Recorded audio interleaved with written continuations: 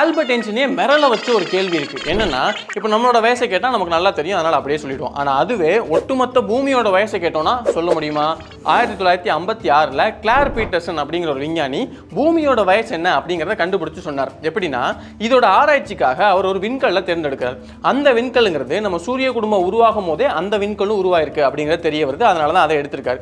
இப்போ நம்ம சூரிய குடும்பம் உருவானதுங்கிறது ஹைட்ரஜன், ஹீலியம் இந்த மாதிரி அணுக்கள்லாம் ஒன்னா சேர்ந்து தான் அது உருவாயிருக்கும். அது கூடவே நிறைய அன்ஸ்டேபிளான ஆட்டம்ஸும் சேர்ந்து தான் அது உருவாயிருக்கும். இப்போ இந்த அன்ஸ்டேபிளான ஆட்டம்ஸ் எல்லாமே அது ஸ்டேபிள் ஆகணும் அப்படிங்கிறதுக்காக அதோட நியூக்ளியஸ், அந்த மையக்கரு இருக்கு இல்லையா, அதுக்குள்ள இருக்கக்கூடிய சில சப்அட்டாமிக் பார்ட்டிகல்ஸ்லாம் வெளியே தள்ளி விட்டு தான் அது வந்து ஸ்டேபிளா மாறும். உதாரணத்துக்கு யுரேனியம் 238 இருக்கு, இது ரொம்ப அன்ஸ்டேபிளான ஆட்டம். அப்ப அது என்ன பண்ணுது அப்படின்னா, அதோடக்குள்ள இருக்கக்கூடிய சப்அட்டாமிக் பார்ட்டிகல்ஸ்லாம் வெளியே தள்ளி விட்டு அது லெட் 206 அப்படிங்கிற வேற ஒரு ஆட்டமா மாறுது. அந்த ஆட்டம் நல்லா ஸ்டேபிளாவே இருக்கும். இதை தான் கிளார் பீட்டர்சன் கணக்குல எடுத்துக்கிறார். எதுக்காக அப்படின்னா, இப்போ இந்த யுரேனியம் 238 அது லெட் 206 மாறணும் அப்படின்னா கிட்டத்தட்ட 450 கோடி ஆண்டுகள் ஆகும் அப்படிங்கிற மாதிரி தெரிய வந்திருக்கு. இப்போ இந்த கணக்கை அப்படியே எடுத்துக்கிட்டு இந்த ஆஸ்ட்ராய்டு, அந்த விண்கல் ஒன்று தேர்ந்தெடுத்தார் இல்லையா, அந்த விண்கல்ல எவ்வளோ யுரேனியம் 238 இருக்கு, எவ்வளோ லெட் 206 இருக்கு இப்படிங்கிறத கணக்கு பண்ணி பார்க்குறாரு. அப்போ அந்த கணக்கு பண்ணி அதோட கால்குலேஷன்ஸ்லாம் போட்டு பார்க்கும்போது பூமியோட வயசு தோராயமா 455 கோடி ஆண்டுகள் இருக்கலாம் அப்படிங்கிற மாதிரி தெரிய வருது.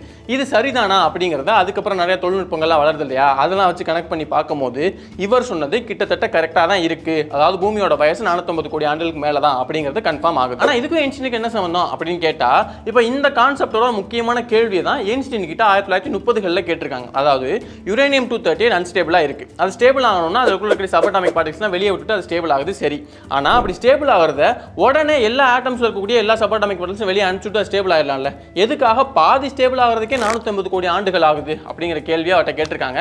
அதுக்கு அவரால் சரியான பதிலே சொல்ல முடியல. ஆனால் அதே சமயத்தில் இவர் ஏற்கனவே சொன்ன தியரிஸ்லாம் வச்சு தான் இது எப்படி நடக்குது அப்படிங்கிறத வேற குரூப் ஆஃப் சயின்டிஸ்ட்லாம் கன்ஃபார்ம் பண்ணாங்க. அதுதான் குவாண்டம் டனலிங். ஆனால் இந்த குவாண்டம் டனலிங் கான்செப்டையோ இல்லை குவாண்டம் பிசிக்ஸ்ங்கிற கான்செப்டையோ ஐன்ஸ்டீன் பெரிய அளவில் ஒத்துக்கவே இல்லை. அது ஒரு ஸ்பூக்கி ஆக்ஷன் மாதிரி இருக்கு, அதாவது ஒரு அமானுஷ்யமான விஷயத்தை பற்றி நீங்கள் பேசுகிற மாதிரி இருக்கு அப்படின்னு சொல்லிட்டு அவர் கொஞ்சம் விலகியே நின்னார். எதனால அவர் அப்படி சொன்னார்?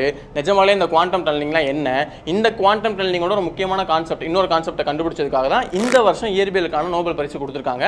அது என்ன விஷயம் அப்படிங்கிறத பற்றிலாம் ரொம்ப டீட்டெயிலான ஒரு வீடியோ பண்ணியிருக்கோம். அந்த வீடியோ நீங்கள் பார்க்கணும்னு நினச்சிங்கன்னா அதுக்கான லிங்க் நம்ம சேனல் லோகோ கீழே இருக்கும், அதை கிளிக் பண்ணிங்கன்னா நீங்கள் அந்த வீடியோ பார்க்கலாம். ஆரோக்கியமான வாழ்க்கைக்கு ஆராவெல் ஹெல்த் மிக்ஸ்.